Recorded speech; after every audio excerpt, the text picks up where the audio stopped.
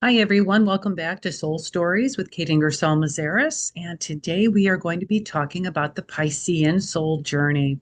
So, if you were born between February 19th and March 20th, this is your time to shine. We've had a lot of Piscean energy in our culture and in our world lately because of some significant transits of the outer planets, Neptune in Pisces and Saturn in Pisces, both of which have moved on into Aries within the past month. So the Piscean energy field has had a lot of what I would call pinging, and activation.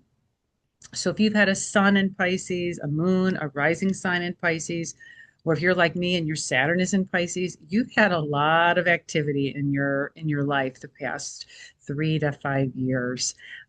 So we're going to talk about what that energy means.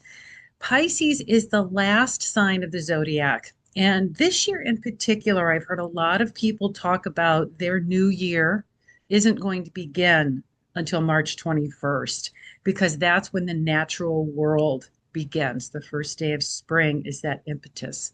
So Piscean energy is like the culmination of the entire 12 months since last March 21st, 2025 until now. We're seeing the culmination, and how poetic that we've had these transitions of these outer planets finishing up at this time as well. So the soul journey of Pisces begins with this quote: I seek myself and I don't seek myself. And remember, the words myself are supposed to be separated because it means seeking your soul. If you take a look at the glyph in the bottom right hand corner, it's two fishtails, but they're moving up in opposite ways. And so Piscean energy has a duality of I am seeking my soul, but I'm not seeking my soul. And I'll explain why Pisces energy both needs to seek it and doesn't as we move on. So let's take a look at the next glyph. The next page. So Pisces, of course, is symbolized by the fish. This is a mutable water sign, and because it's water, that means it's feminine. Mutable meaning it's the last sign of the season, it means changeable. So we're changing from winter into spring. And I didn't mention this in the other with Sagittarius or with Virgo, but mutable signs sometimes have the energy of both the sign before them and the sign after them. So Pisces has a little bit of Aquarius and a little bit of Aries. The Pisces energy is ruled by Jupiter in ancient astrology and by Jupiter and Neptune in more modern astrology. So the glyph represents finite consciousness of humans and infinite consciousness of the universe.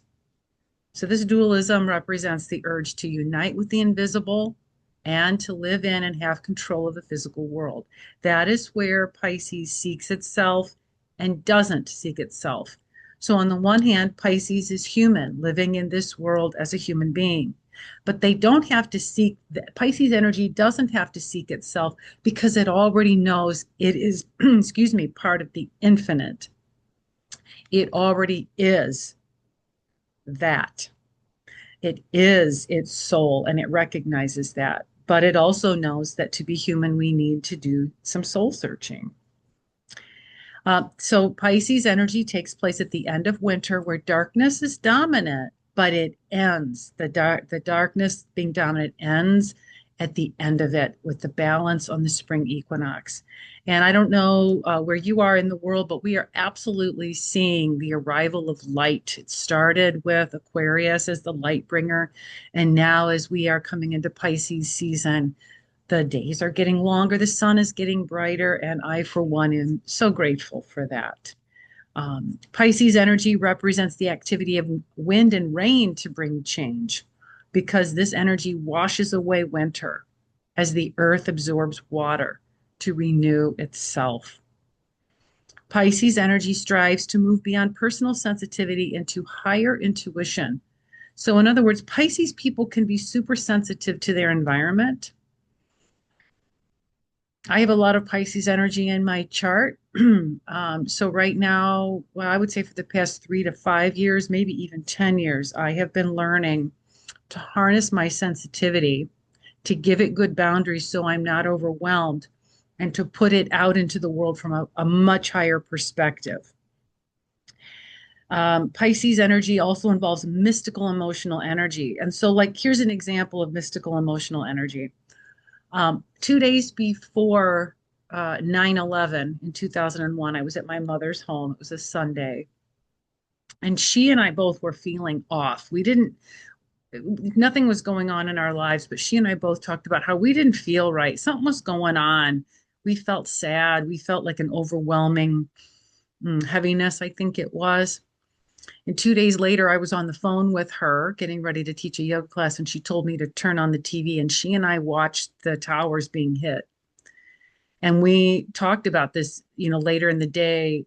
We ended up going for a walk to kind of quell that energy. And we both talked about how we knew this was coming. We could feel it 2 days beforehand. That's mystical emotional energy. Is it intuition? I think it has to do with being connected to the whole of this world. And so we can pick up on that, what we would call like a spiritual weather forecast. Pisces energy feels the emotional energy more fully and needs to learn boundary setting. Absolutely, for sure. I have a lot of water in my chart. I have a grand trine in water, and I have needed to learn how to set boundaries, not only verbally with people, but situationally with myself and emotionally when I start to spin out from absorbing too much of the emotive energy in my environment. The archetypes for Pisces are the artist, the dreamer, the visionary, the mystic, the empath, the martyr, and the escapist. And martyr not in a good way. So a lot of times people will use martyr as a type or as a characteristic as a shield to keep them locked in situations in which they will continue to have to hold the energy of it. Codependency can be a form of martyrdom. Escapist, meaning like they would escape into their dreamy artist place to the detriment of staying grounded, staying in a job, or paying their bills on time, or being responsible and following through. Like I say, those Pisces fish can swim anywhere. And I haven't covered um, the energy of Cancer yet. I'll get to that one in late June. But the three water signs, Cancer, Scorpio, and Pisces, have sensitivity in common. However, Cancer is represented by a crab. Scorpio is represented by the scorpion, and both those animals can move in and out of the water. They can live on land or they can live in the water. Pisces cannot. Fish cannot live on land. And so it's more difficult for Pisces energy to set boundaries because they can't harness the earth like a Scorpio or a Cancer can. And so that's why I chose this picture of being lost, confused, unsure, etc. Because without proper harnessing and boundaries, Pisces feel this way. What's the word that psychologists use? Flooding, like they can be emotionally flooded, or they spiral emotionally a lot. And so Pisces energy needs that anchoring of the earth. Um, Once I'm through all of the soul stories of the 12 signs, I'm going to talk about the axes of power. And the Pisces axis of power is Pisces Virgo. And if you remember from the Virgo soul story, Virgo loves order and structure. And so it helps to balance that scattered Pisces energy. But Pisces energy gives that Virgo energy some fluidity and motion. So there's just a little bit of information there about that Pisces energy that can feel a little unsure. I created this picture of Jesus on AI because I felt that he was the most beautiful example of Pisces energy. Jesus was a Pisces. He was born in late winter. It's one of the reasons why mystically this symbol of Christianity is the fish. They pulled it from that ancient Piscean symbol of the fish. Oops, sorry. And Jesus said, I will make you fishers of men. And that's also part of the Piscean overarching soul story. So their journey is to give up illusion of separateness, to release the cycle of birth and rebirth in order to merge with God. So Pisces energy is the whole. It's the part of the soul that doesn't need to seek itself because it recognizes that it is itself. It is the whole. What did Jesus say? The kingdom is within you. That's what he meant. Um, I think one of my favorite passages from his teachings is when his disciples were looking at him in awe when he was, um, creating miracles or creating healings with people. And he looked at them and said, "What are you looking at me for? You can do this and more." This is what he was talking about. Merge with the source, and you can do these things as well. When Pisces is integrated and grounded, it finds emotional security through discernment of spiritual realities spurred by ESP of some kind. So, a lot of people with heavy Pisces energy, or when Pisces is making a significant transit to your chart, you'll have some otherworldly experiences. My friends would call these Katie stories, where I would have something happen that was inexplicable in the human world. Psychic dreams or intuitions or those kinds of things. We all have ESP. You all have experienced the phone ringing and you knew who it was before you picked it up. Or you're driving through a parking lot and you just feel guided to, oh, there's an open space. These are mundane examples, but a lot of people with heavy Pisces energy can really ratchet this up because they have an attunement to higher dimensions that lead to creative expression and compassionate service.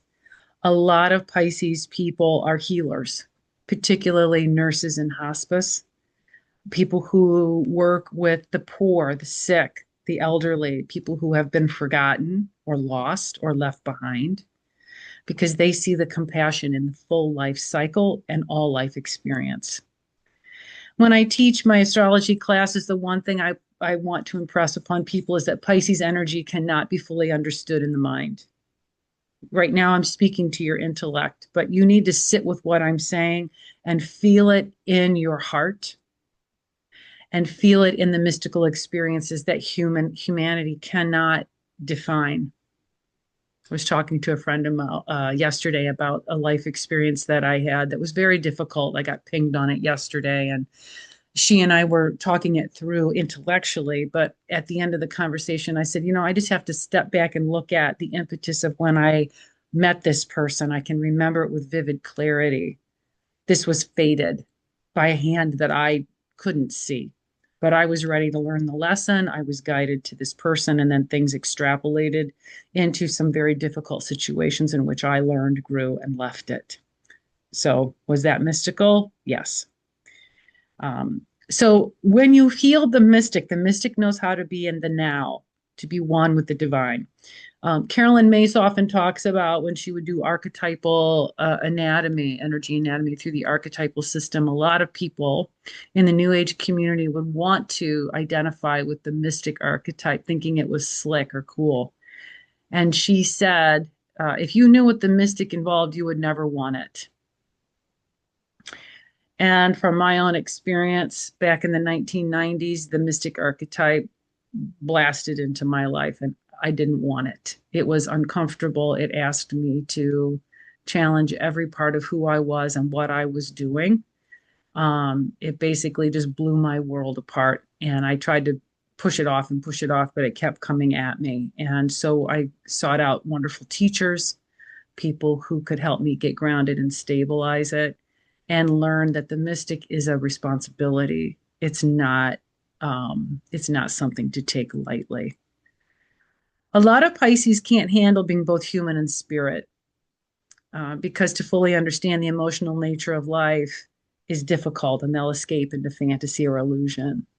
Back in the early aughts, I had a spiritual astrology look at my chart, and the very first thing she said to me was, "I'll bet it's hard for you to be human." And I said yes. And she explained the Pisces energy that's at the top of my chart. It was very enlightening for me to see how to take that life experience and to become more human. Pisces energy connects with others, it connects others to something higher than themselves through a spiritual practice.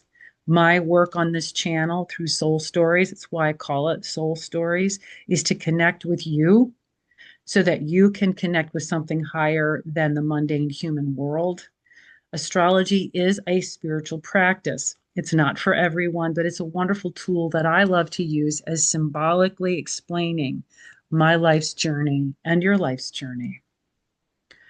So we talk about a Messiah. The true Messiah comes to show us how we are one with God through our soul nature. If you can touch the soul, everything else aligns. So I'm going to explain this to you. This is why Jesus said, "The kingdom is within you." What his initial teaching, and I think his most important teaching was to wake us up to our own divine nature and the responsibility to hold that not only for ourselves, but for the world. And so this world is nuts. We are in a chaos cycle. We are at an ending point in parts of our world and our humanity because something new is going to come. It is hard to stay grounded in this chaos when the news is changing every single day.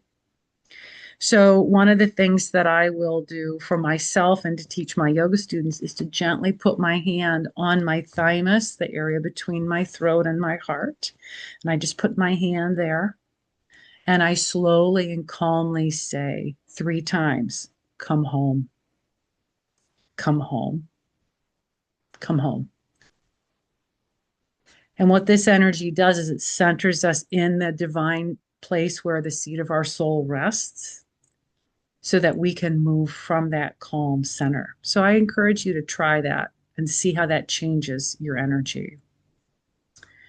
Pisces energy allows us to surrender to divine order so that our inner resurrection and the world's resurrection can come forth with the next cycle of Aries. See, a lot of people think that the world cycle begins with Aries, but if you stretch it bigger, it actually starts in Pisces where the seeds are quietly resting. Without that quiet resting and recognition of divine wholeness, you don't get that spark of Aries. Like my furnace just kicked on, and the furnace was sitting there quietly waiting for the temperature to drop. And it recognized the whole temperature in the house. And once it got to that threshold point, then that ignition of Aries, of that furnace kicked on so that the house can begin to warm. It's the same thing. Your awareness of the whole helps to ignite where you want to ignite in this coming year.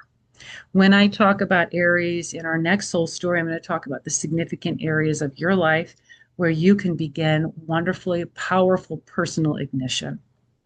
So if you're interested in a personal reading, I will put a link to my website in the description below. I'm also going to be teaching workshops at Harmony in Life and also Owens Community College in the months ahead. So I'm going to put a link to my website to those specific pages that you can keep an eye on as the year progresses so that you can join me personally or via virtually and from anywhere around the world. So happy birthday, Pisces people. I'm so glad that you were born. We celebrate you in the month ahead. Have a great day, everybody. Take care.